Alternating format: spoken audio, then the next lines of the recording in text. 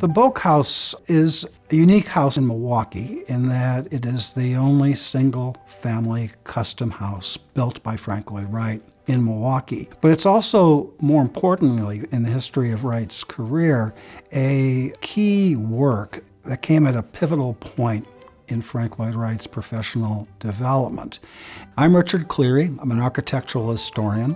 I'm working with my colleague, Anthony Olofsson, another architectural historian, on a book about the Bogk House, which is owned by the Elsner family. And one of the amazing things that happens in the time from the late 1916 or so, going to 1920, is begin to see Frank Lloyd Wright move in exciting new directions that he would carry on to the end of his life.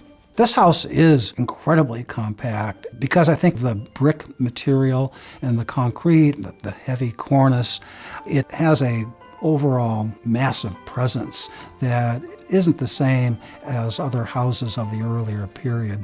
Wright is trying to figure out where he's going to go.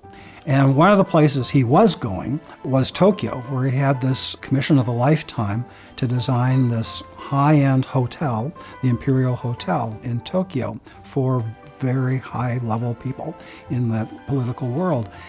And Wright is trying to figure out what he wants to do because he knew he didn't want to do an American hotel. He didn't want to do a Japanese-style hotel in Tokyo. That would be really insulting to the Japanese. He wanted to find an expression that would be a sort of more universal in the quality of expression. And that comes out in the way that his ornament for the hotel, comes to be. And that's one kind of connection with the Bogk House, because the sculptural ornament on the facade of this house, in particular, is something where Wright is trying to find a new language that's not about something specific in the past, that suggests some continuity, has a timeless kind of feel, but is really of the present in the way you're supposed to appreciate it.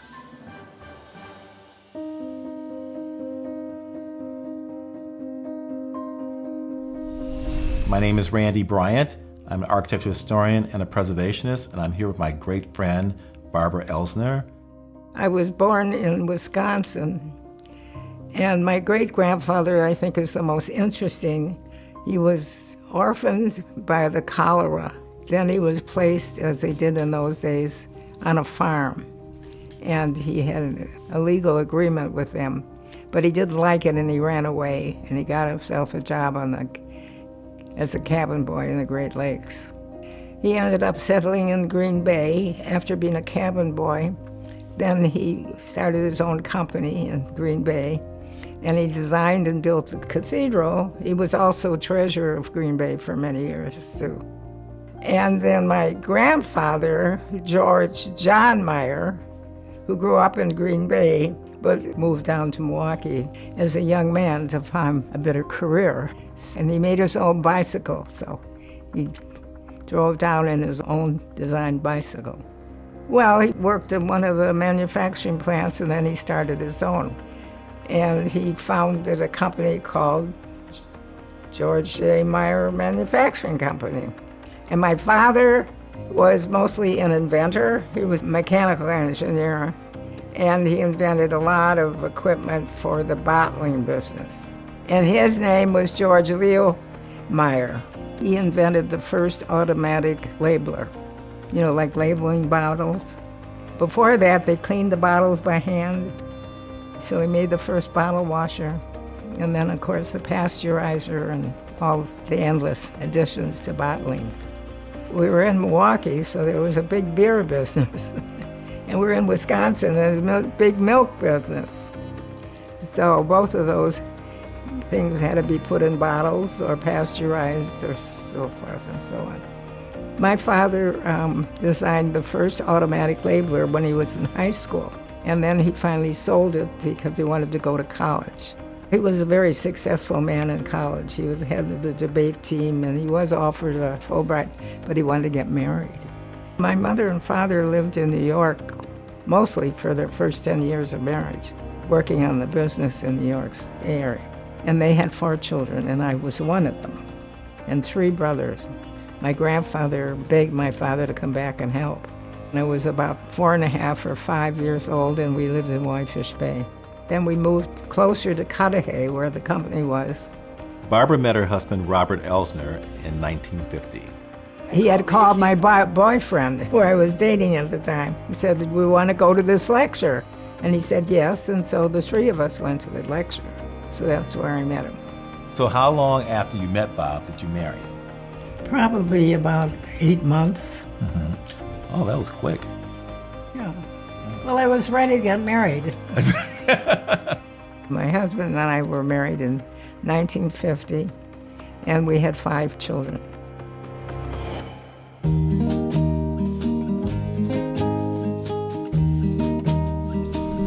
In the early 1950s, Barbara and Bob Elsner started looking for a new house necessitated by the death of her sister-in-law and needing to take care of 2 additional children.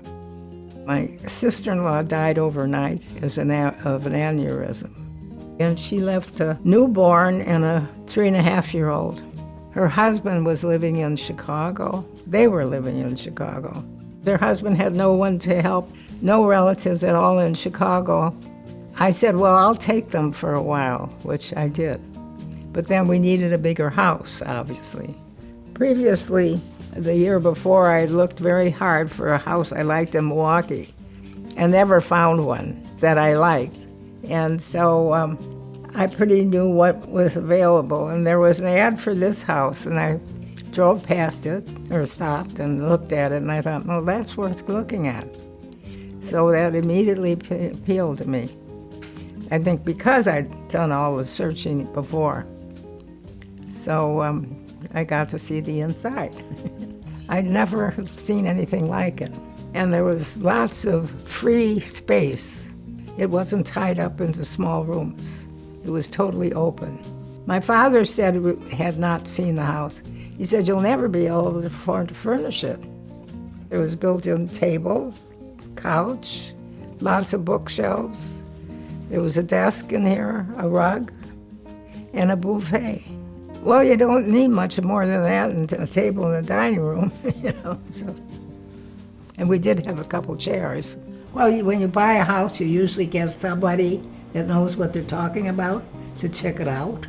Jack Messmer was my husband's uncle and an architect. And we asked him to come and look at the house for obviously reasons. And we drove up and he said, this guy. Well, he had a reaction to the fact that it was a Wright house. And I thought he didn't like Wright particularly at the time, his behavior. You know, there were lots of stories about all the women and men, students and so forth and so on. But there were mixed views on Wright, but did you know of those views about Wright prior to purchasing? Not really. I didn't know much about Wright. But later on, Jack designed the first good airport. And Wright came to town after that. Oh, well, this building is really terrific. All of a sudden, Uncle Jack liked Wright.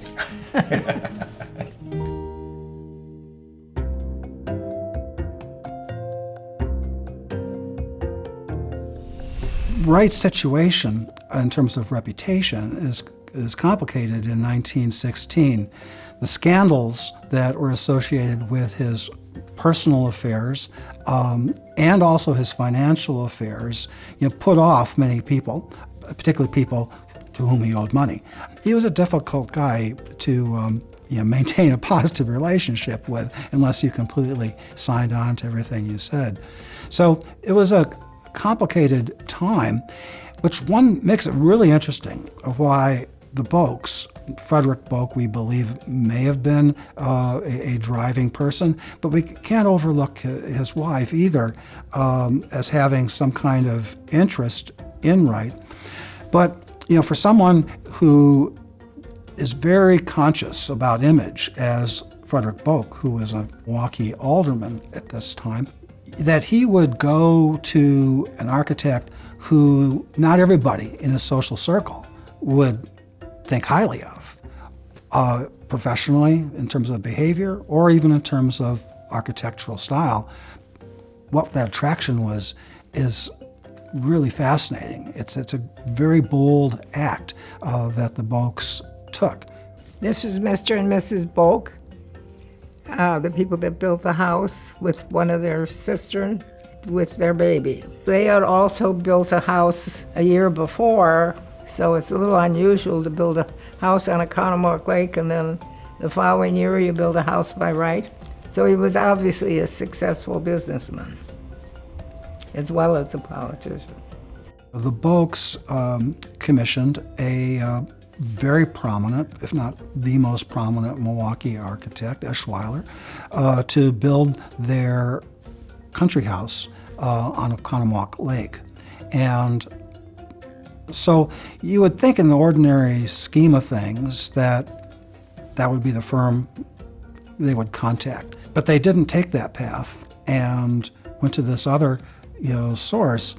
And we don't know the precise motivations. Unfortunately, one of the sad things, there is no surviving correspondence between the Bogks and Frank Lloyd Wright on either side. We just don't know the ins and outs about how the commission came to be. Wright was here for dinner a lot, and his relationship with them, otherwise I don't know. But I ended up corresponding quite a bit with the daughter, and I did go see her once too in Florida. I'm sure I reached out her because I wanted to buy the original table.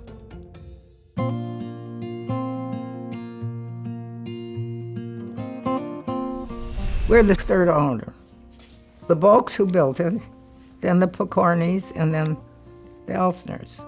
The house was decorated with beer steins and a cheap painting that was done for one of the breweries of men in a tavern sitting and drinking, something like that. And I think they only bought it to make money, and they put in a cheap bathroom on the first floor. And I understand from one of my friends that in those days, they didn't have bathrooms on the first floor because basically the first floor was for parties, funerals, and that kind of thing. What were the elements of the house that you actually liked? What attracted you to the house, other than the fact that you needed the size? But what attracted you to it? Well, the openness was, I thought, beautiful. The house appears in an issue of House Beautiful magazine, I think it's 1956, that was devoted to Frank Lloyd Wright. That came about because the editor of House Beautiful was an admirer of Frank Lloyd Wright's work and felt that Frank Lloyd Wright was doing kind of architecture that spoke to American values.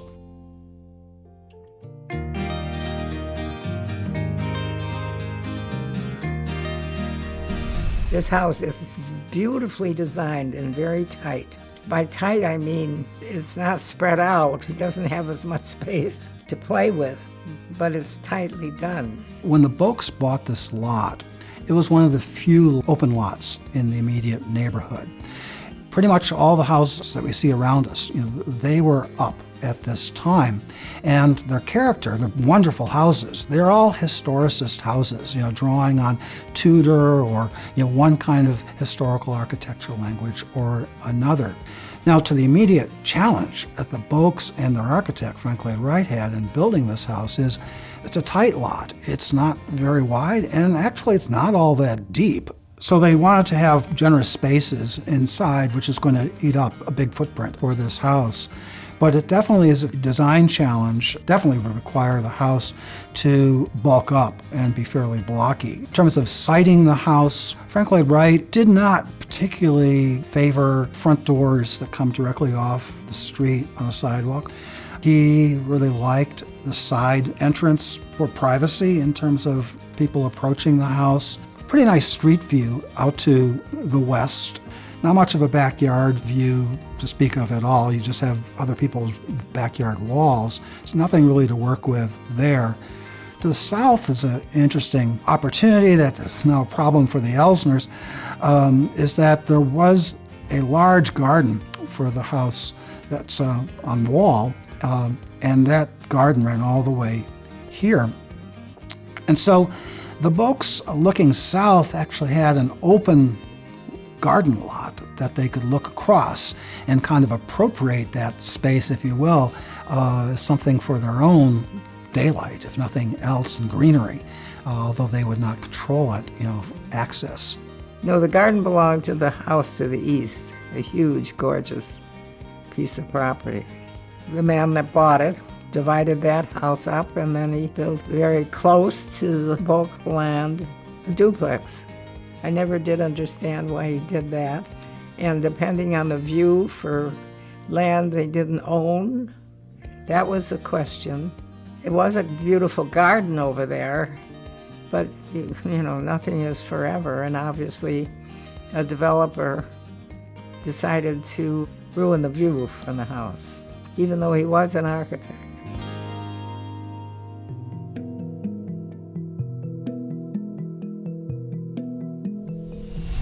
Bob wrote to Wright and asked him if he had any plans for the landscaping, and he wrote back, "Dear Mr. Elsner, congratulations, a good home of a good period for a good client. The rugs are ours and some furniture, no landscaping. Glad to help you complete the affair. Go see the Heritage Hinderton show at the Merchandise Mart for what furnishing you need." Pretty direct, isn't it? The first thing we did was, of course, work on the land a little bit. There isn't much land. It was sloping down, and you had 4 little kids.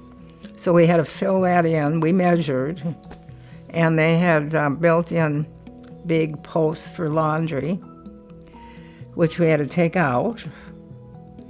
And then we had to put in a fence. There was only one way to get to the yard, and that was out the rear or front door and all the way around the garage. So we put in steps and a metal bracket for stairs from here to the backyard. It wasn't for the kids at all. They can go around the back. It was for guests and us.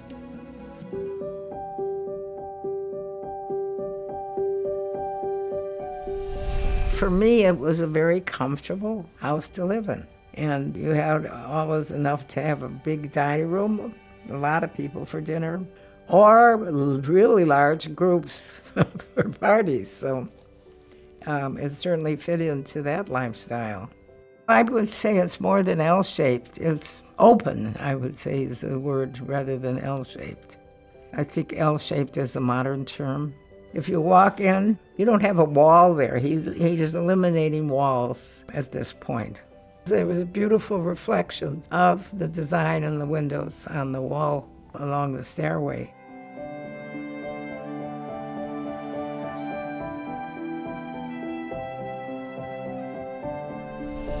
The radiator in the living room is gorgeous. It's a very long, low radiator with huge wood all the way across, so people can sit there when you have a party. And also the radiator curves at the top, so that top comes down long enough to hide the curve. So if you're looking at it directly, all you see is lines coming down.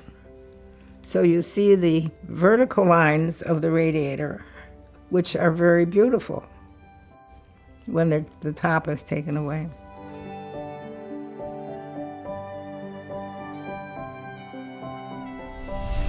The windows, well, they're perfectly beautiful. Mostly gold and black and white are the themes, but the gold is in all the windows.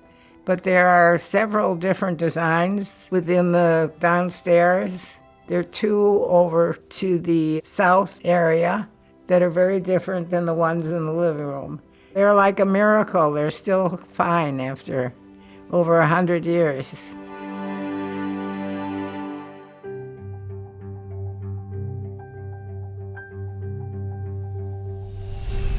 And then, of course, there are more stained glass and the built-in light fixtures.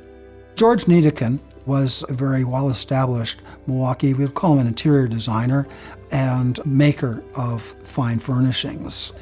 And Frank Lloyd Wright had a relationship with Niedecken, doing various things, either by Wright's design or Niedecken filling in for additional pieces that a client of a Wright house wanted.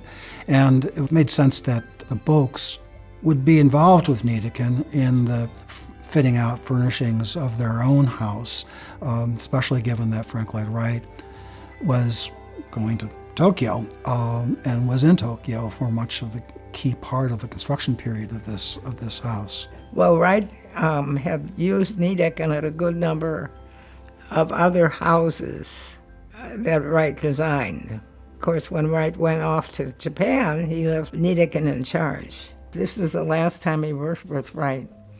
And when we bought the house, there were two fixtures, ugly, in my opinion, and they were like little tiny pagodas made of leather with tassels hanging down. Early on, when I lived here, we took those down and put them in the attic because I didn't like them. And of course, I subsequently found out they weren't Wright's design. And there still is a design for over the middle, the dining room table. The drawing is down at the Milwaukee Art Museum. Wright had, in the one drawing, he had that beautiful fixture that's in the corner in the dining room. And those were also originally supposed to be in the corner of the north and south part of the living room. And Niedecken never did that.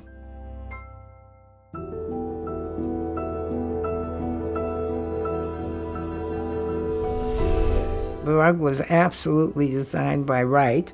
So that's pretty significant because another person that did rugs was Niedecken, and Niedecken was left to supervise the finishing of this house because Wright was in Japan for 7 years. And in my eye, it's very different. The rugs are significantly Wright and not Niedecken's. We know that from the letter we have, and we also know it from a publication by the Chicago Art Institute, and Wright says, "They wouldn't sell me my rug. I only designed it. I was the creator and the only designer. Well, now they won't sell it to me, At one point, Barbara knew it was time to replace the rugs designed by Wright, which were in the Bogk House. Yeah, we had the pattern copy because, there were patterns, unlike what he did elsewhere, probably in Japan, though. He's got these located. These reflect the front windows. There's an entrance pattern as you come in. And then there's a pattern going up the stairs. And then there's a pattern reflecting the buffet. And he didn't do that before. And I don't know how many houses he did carpets. He certainly did a lot of them at the Imperial Hotel. The rug patterns that we have are the original patterns. The recreated rugs that are here in the house today were commissioned by the Elsners with the assistance of Frank Lloyd Wright's widow, Olga Wright. And the color scheme that the current rugs have is definitely mid-20th century as opposed to 1916. We asked Taliesin to order them, and then Mrs. Wright decided they should be orange. Mrs. Wright came down here, and I didn't know at the time, but later on I knew that she changed everything Wright did. So, of course, instead of using my brain and getting the original ones copied, I let Mrs. Wright persuade me to do an orange rug. Now, the orange rug is beautiful, but I would have preferred the original. They were all muted tones of the past. I have a colored postcard of the yarn colors.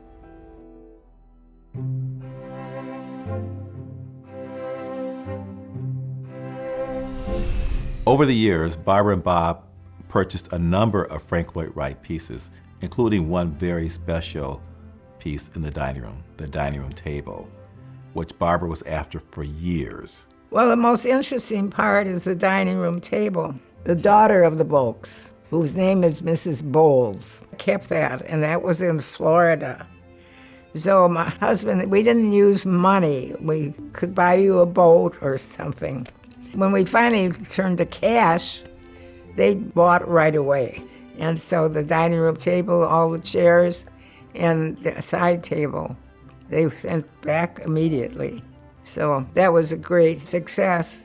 And then the daughter wrote me years after that, and she said some major star, I can't remember, bought one at auction for $950,000. I mean, it's nice to know they sold it for $950,000. This was a Wright table somewhere. And I think we paid probably $25,000. The table is very narrow that Wright designed for this place in a very wide room. That's, again, Mr. Wright. When you're sitting at that table, you don't have the feeling that you're not separated. And so as a hostess, I could look down the table and see all these conversations going all along the 20 boards or whatever it is. Well, that's why it was such a pleasure to entertain here, because people could flow, and move around easily. You couldn't get stuck in a corner.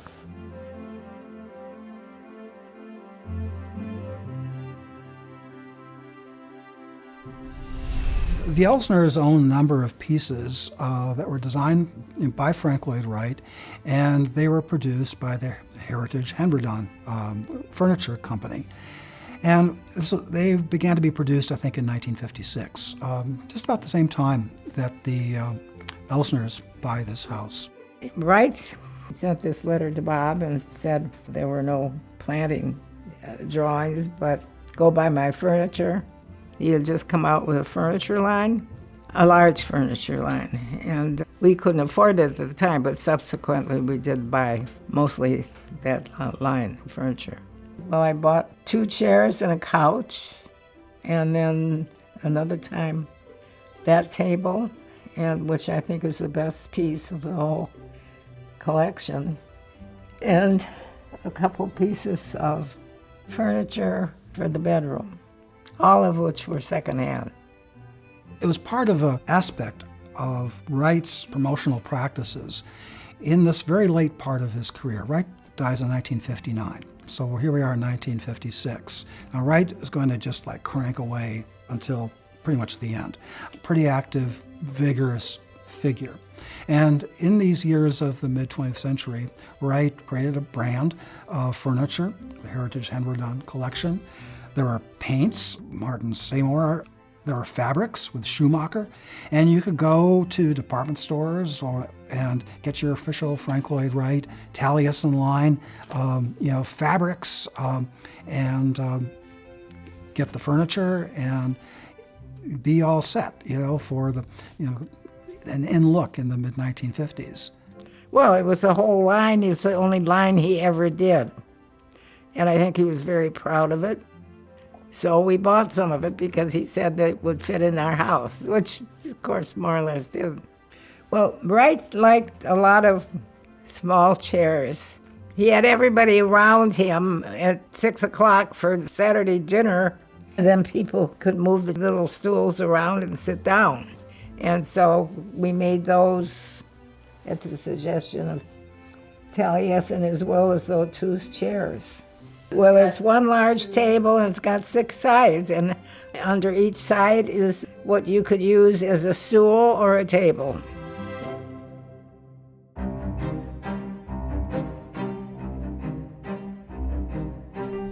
Well, the mortar is wider than normal. Of course, the vertical is the same color as the brick, so what you visually see is the horizontal line on the fireplace. We have one on the other side of this.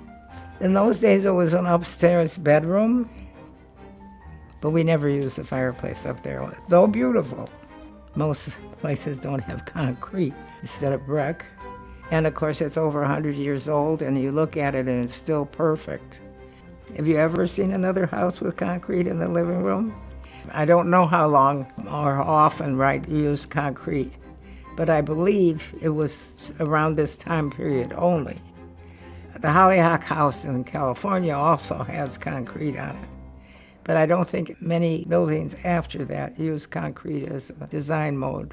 It's above the fireplace, and the fish pond and the planter box all have concrete around them. The goldfish pond is over there.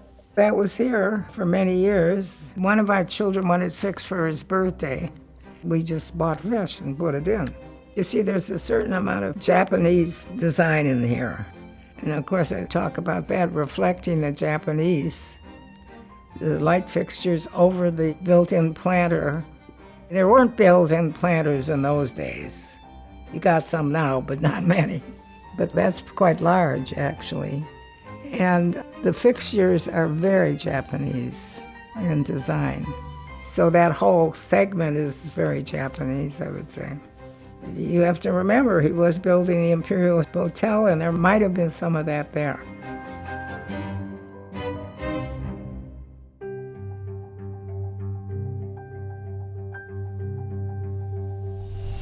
The influences of the Imperial Hotel can be seen both inside and outside of the Bogk House. It's a gorgeous green clay, handmade, according to this information I have.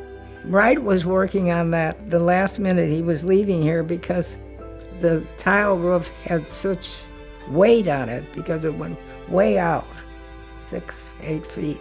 And so that was obviously planned for the Imperial Hotel, and he was making sure that it holds. And the roof, of course, is quite dramatic because it has such a large overhang. So in some ways, it is the laboratory that it was proof somewhere that he was working on the exterior roof here and figuring out how strong it had to be for the Imperial Hotel. The cantilever over the entrance is quite unusual. Of course, it's got a concrete design. And I think it sort of hides the fact that actually your entrance, there's no sidewalk, it's just the driveway, because otherwise it's quite dramatic. And so that you forget the fact that there's no sidewalk there, because it's such a beautiful overhang. And of course it tied to metal, or iron or steel, coming back quite a ways to hold up, but it's quite a substantial size, and it had deteriorated substantially.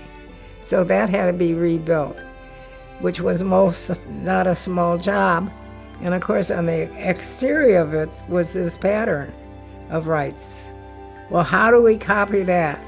Well, of course, there were drawings, and the mason did make a mold for the concrete, and it worked out quite beautifully, and he was very proud of it. And he made another mold after he finished, and he gave it to Taliesin.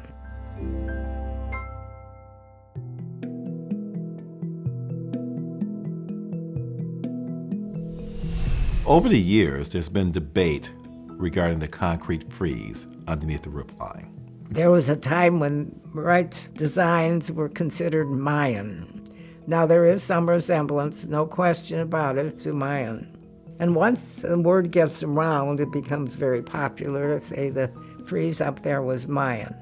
And I disagree with that because Mrs. Bogk loved the Japanese. And one scholar did mention that maybe those gods, or whatever they are up there, could be Japanese. It's a complicated design, so that's never been resolved.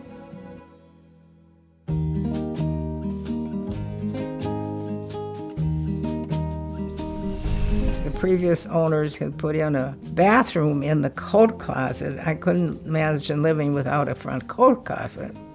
So we found some designers who designed that. They did a pretty good job. We lived with this 1916 kitchen for quite some years. It's got beautiful windows, marble shelves, but no modern equipment whatsoever. And it was designed for the maids, and where you put the plates after you wash them, you had to go way across the room to store them. So it was not very great.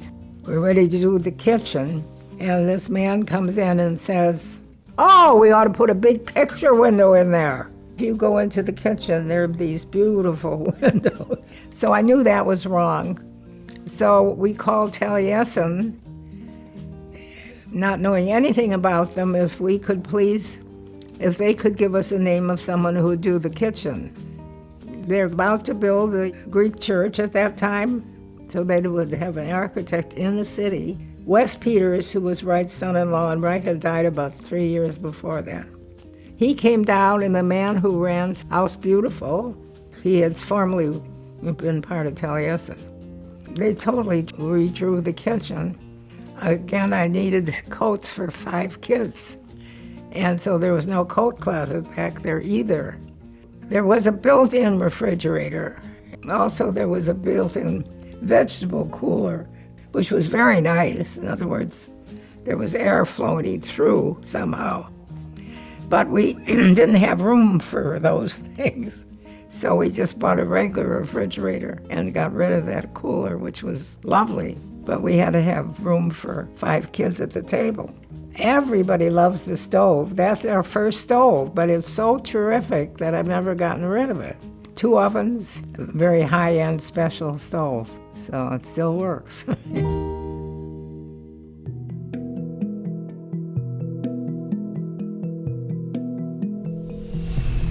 So the Bogk House survives well intact as Wright designed it, with the exception of the kitchen, which Barbara had designed, along with a violation that even she agrees, and that's the bookcases outside of the kitchen. We had a lot of books, and so we put in an extra place, emulating the design of the house. Hardly anybody else would notice.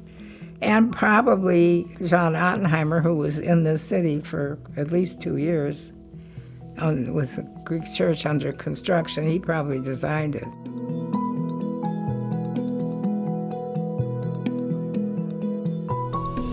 John Ottenheimer persuaded me that we could cut into that beautiful wood, and we did. And we got lighting all over the living room, dining room, and all the rooms upstairs. Lighting is a significant issue because everything was so dark, as it would be for people living in 1916, and they thought it was wonderful because they just came from candles, practically. And that's what he recommended, because we needed more light in those bedrooms.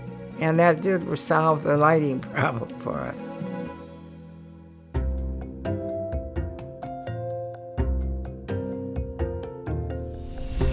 One thing I love about Barbara is her attention to details. Even when it comes down to painting the house, she wanted to make sure that she had the right colors, being true to Frank Lloyd Wright.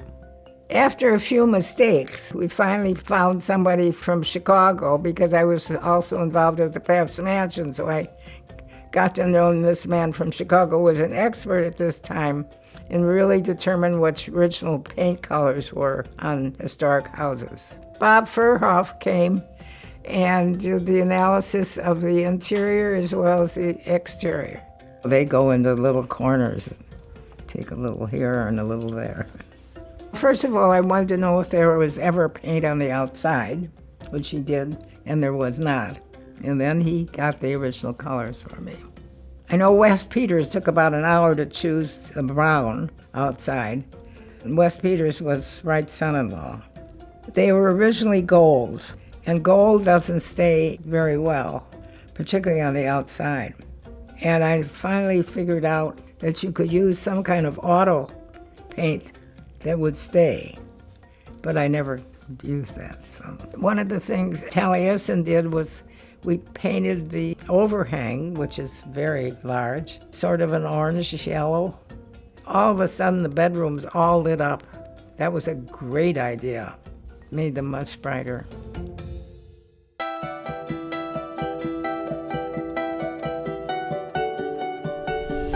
Replacing the tiles on the front porch was also a challenge. It was the same concrete man that we used for years. And we had to totally unlay it and put it back. And still we cannot replace the original tiles because we can't find anything like them. And I don't like the tiles that they've used when they restored in Chicago and some of these other places, because it's not the same look Wright was using, but apparently you can't find that look. It's almost like they were made specially and with some kind of shiny frost on top of the tile. They're beautiful tiles, but now they're over 100 years old and they have to be replaced.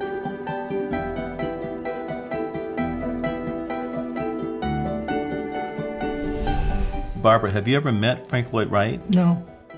If you had the opportunity to meet him, what would you say? I don't know how to answer that because he's no longer living. If he was living, If he was living, I loved living in your house, your Bogk House, which you designed.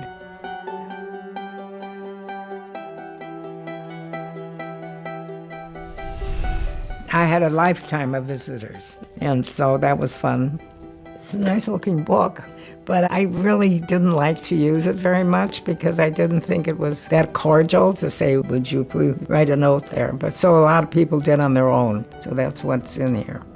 You open it up, and it's Japan, and then it's Israel, and another Japan, and then we have Illinois, and so forth.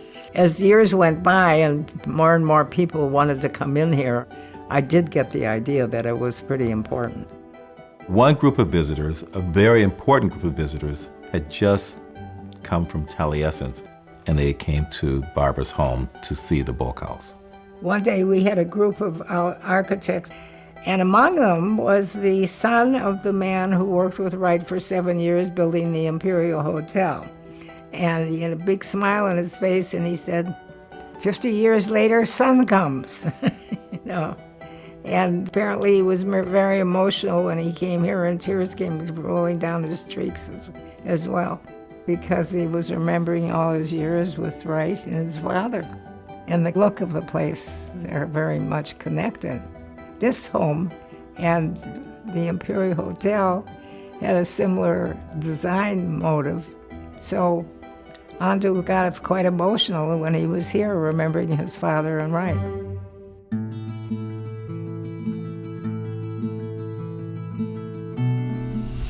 John Ottenheimer, who was an architect for Taliesin, also supervised the construction of our kitchen and the Greek church at the same time.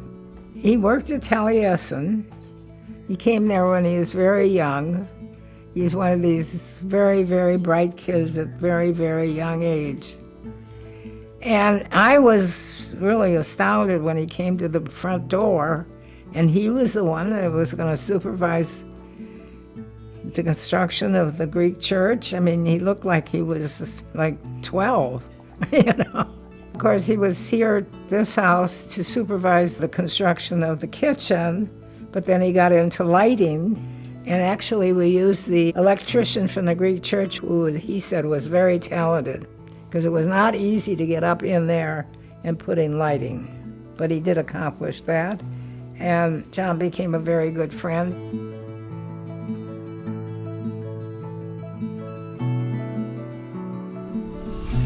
Cornelia Brierly was one of the early female students of Wright's. And of course, that was during the time of the Depression, so it was pretty tough, I think, living there and working there. And she spent a fair amount of time with me, teaching certain things. For instance, the drapes, Wright never used, you know how mostly they make drapes, so they start with that and they crunch them in? He would never do that. You would only just use the one piece and then bring it in like that, so you weren't crowding the window. So she taught me a few things like that.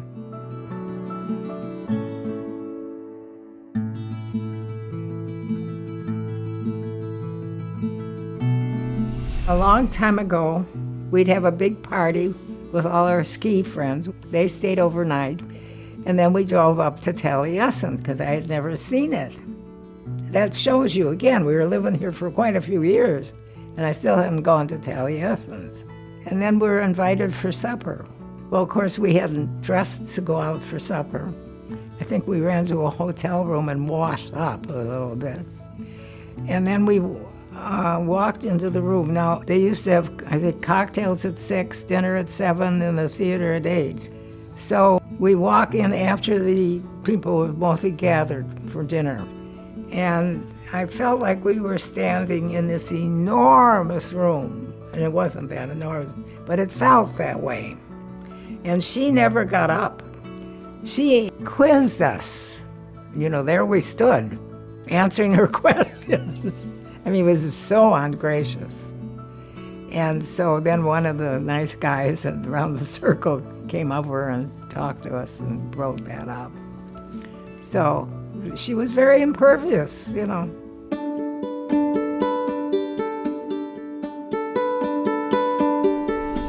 So in owning this beautiful Frank Lloyd Wright house, Barbara's had the opportunity to meet many very important preservationists, including Denise Scott Brown, who helped convince her to become a preservationist.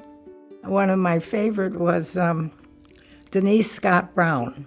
I think was the most influential because of her push in preservation. She said, well, you have to come see my house and call me when you're in Philadelphia, which I did, nervously, you know. Anyway, when we got nearer her house, she said, now don't look, because they bought this gorgeous, gorgeous Art Nouveau house, and huge. Obviously, before they arrived, someone came along, and it was a long driveway, and they sold the lots off. So what I didn't look at was all the cheap houses on the way to their house. So anyway, they were very gracious. And I remember her saying, well, the most important thing is for you to do is save the neighborhood, which was really true, and is which I ended up spending a lot of time doing. So, and she was very gracious and, you know, complimenting all over in the house. It's a beautiful letter. It's the most beautiful letter I've ever gotten from anybody. And so she was really a trailblazer in that field of trying to save historic districts. Architecture wasn't that important in Milwaukee, and it probably still isn't too important, but the only way to save it is to have a preservation commission and fight it, to save it. After they tore down the Plankington Mansion, I was on the Pabst Mansion board at the time, and Dan Steiner, who was on that as well, we met with our very good alderwoman, Sandra Ho, and we wrote it, and she got it passed, setting up a preservation commission, because there was no way to save anything in Milwaukee until we had the preservation commission, which has been used quite substantially since. If you want to tear a house down, they have to give permission to do it if they think it's important that that house not be torn down. And that would have applied to the Plankington Mansion, because it was much more beautiful than the Pabst Mansion. It was stunning, and it was shocking to take that down. But there was no way to stop it. The head of Northwestern Mutual happened to live in this area, and he was worrying about what's going on with Milwaukee in this area, and so he asked my husband if he'd form an organization, which he did. Well, the two things that group accomplished, they made boarding houses illegal in this area, and they got UWM to agree not to go east of Downer Avenue. No, those were two really significant things, because boarding houses and rooming houses were dividing up all the houses in this area.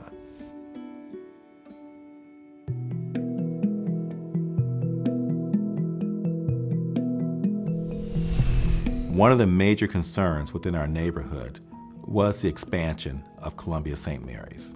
So Barbara and I always felt that the need was there, that we felt fortunate to have a great hospital, but that we did want to make sure the hospital was integrated within the neighborhood. I've always been a shy person, but then I moved into fighting. And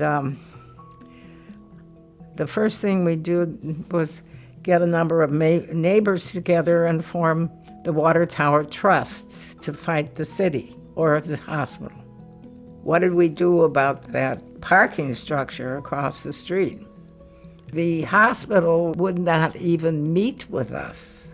And so after a year or two, and we did get a 25-year agreement with St. Mary's to move back half the parking lot, and they sold back the house across the street, which they were using for storage. We were very naive. We didn't know all this was going on, and St. Mary's was planning to take over the whole block. So, but we did stop it for 25 years. And 25 years later, they're now going to build another hospital. four major points with the expansion of the hospital that were as a part of the agreement.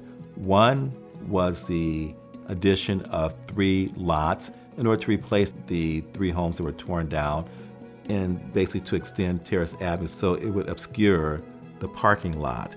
We negotiated for 3 years. It was very different than the first time they wouldn't talk to us. And then they sold us off the property for 3 houses that are now being constructed. And the house they were using for storage just sold for $1 million. In addition to that, there were the healing gardens that were placed further down on Terrace Avenue. And healing gardens was a benefit to the neighborhood as well as to the patients. In addition to that, there was a height restriction that they could not go beyond a certain height because we did not want to block the water tower. And then in addition to that, not to cross Lake Drive. And there was not to be a bridge that would go across Lake Drive.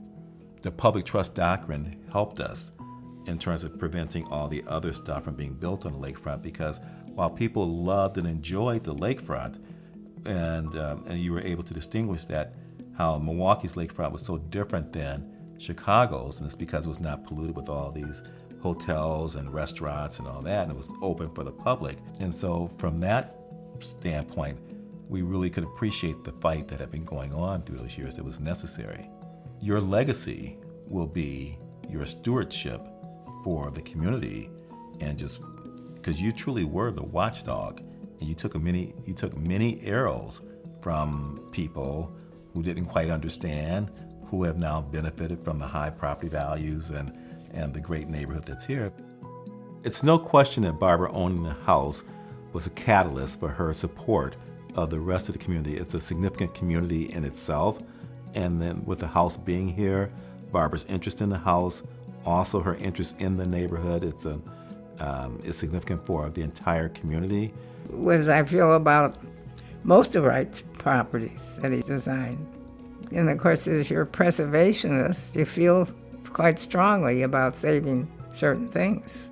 You know, many people know Barbara from the Bogk House, but her preservation efforts are actually not only in the house itself, but the entire neighborhood, and even the state of Wisconsin, because her love of Frank Lloyd Wright. She was a founding member of Frank Lloyd Wright, Wisconsin.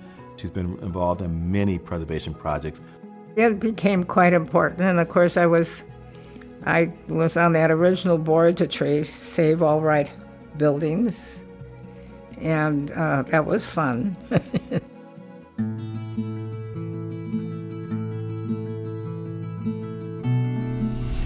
There were a number of people that felt the only way to save Wright properties when they were threatened was to have an organization.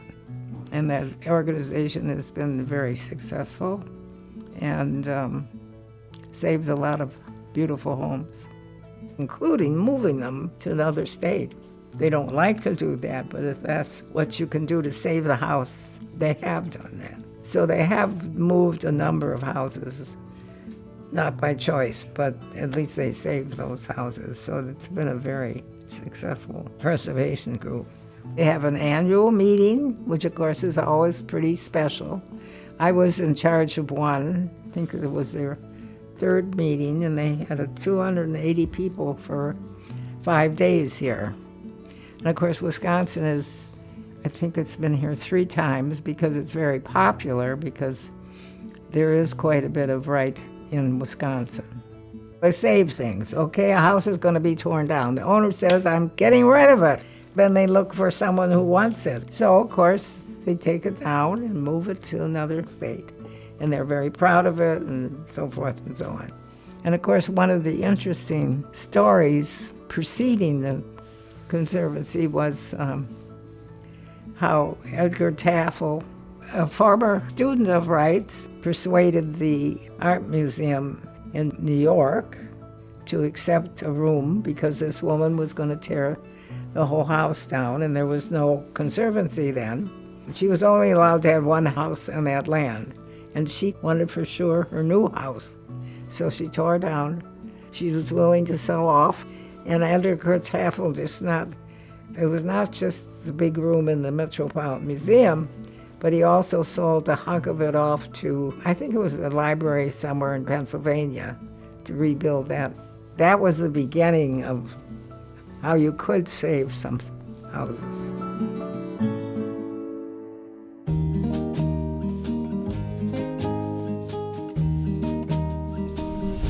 Barbara Elsner, as you know, is a remarkable person in terms of the story of historic preservation in Milwaukee, and then nationally in terms of the Frank Lloyd Wright Building Conservancy, and also she's involved with the National Trust for Historic Preservation.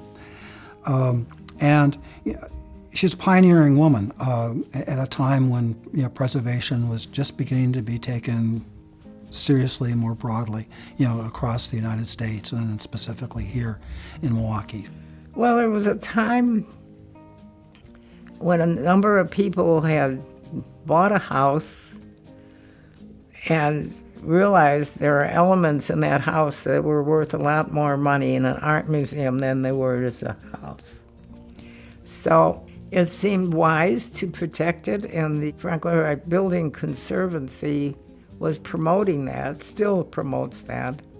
And this house was very vulnerable to that because all you had to do is take that couch with the bookcase behind it, and you could sell it for a lot of money. One of the reasons easements came about were that Frank Lloyd Wright furnishings and windows in particular are extremely valuable in the collector market.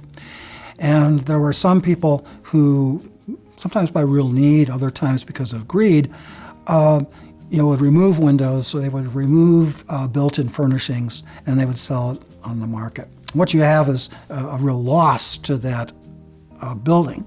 Let's talk about that. Your reasons for putting an easement on, who do you use? How did you even find out about placing easements on? Well, I was on the founding members of Frank Lloyd Wright Conservancy. Right.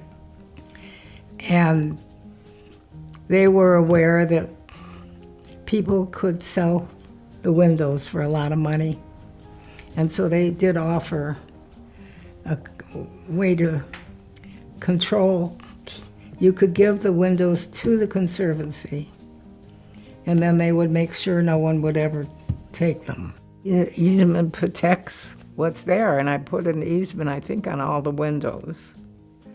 And so nobody can ever come in here and take the windows out and sell them. And they're worth quite a bit of money. I mean, there isn't an art museum in the world that would want a window. They're protected. I did it twice, first the windows, and then I realized the furniture built-ins had a value also. Oh, and the area with built-in planter box, the light fixtures, all of that is tied together. The easements are one of the most powerful preservation tools that exist. They're far more powerful than having a National Register of Historic Places listing, far more powerful than most municipal landmarks ordinances.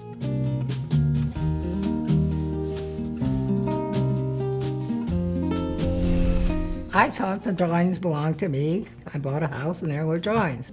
Bob had a friend, they were living at Madison at that time, and he was the architect. So he took them along to show them. Oh, what are you doing with these original, drawings? Yeah. Do you take them? Oh, don't ever take them. Yeah. In your suitcase again.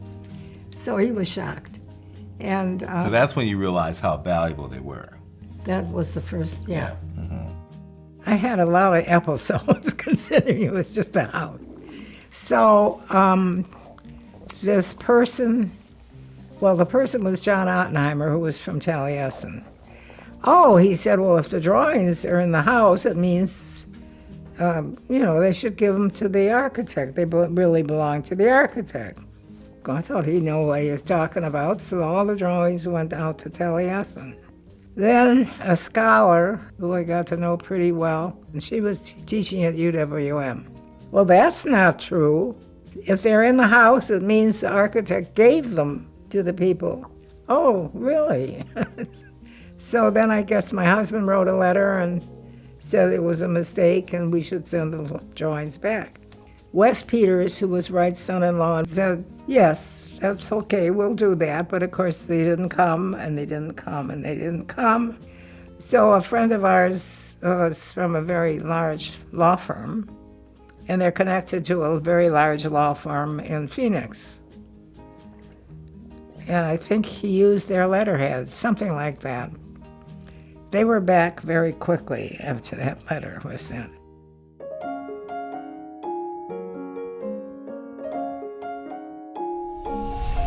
It's not an uncommon thing, a design firm closes shop, and if the whoever has to clean up after it doesn't have an interest in the material, stuff gets pitched.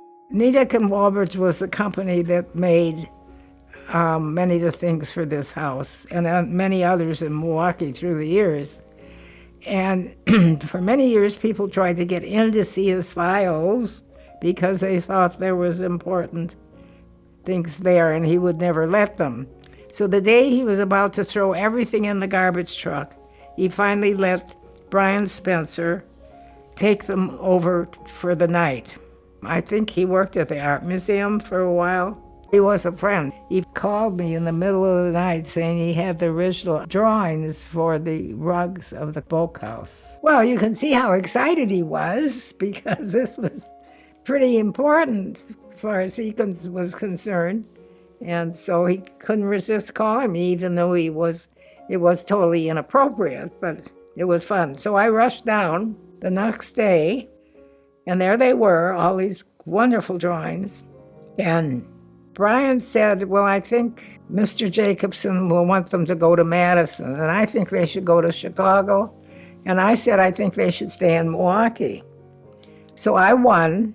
They stayed in Milwaukee. Prior to the 70s, there was not much talked about in terms of preservation. So every significant preservation project in this town, Barbara has been involved in.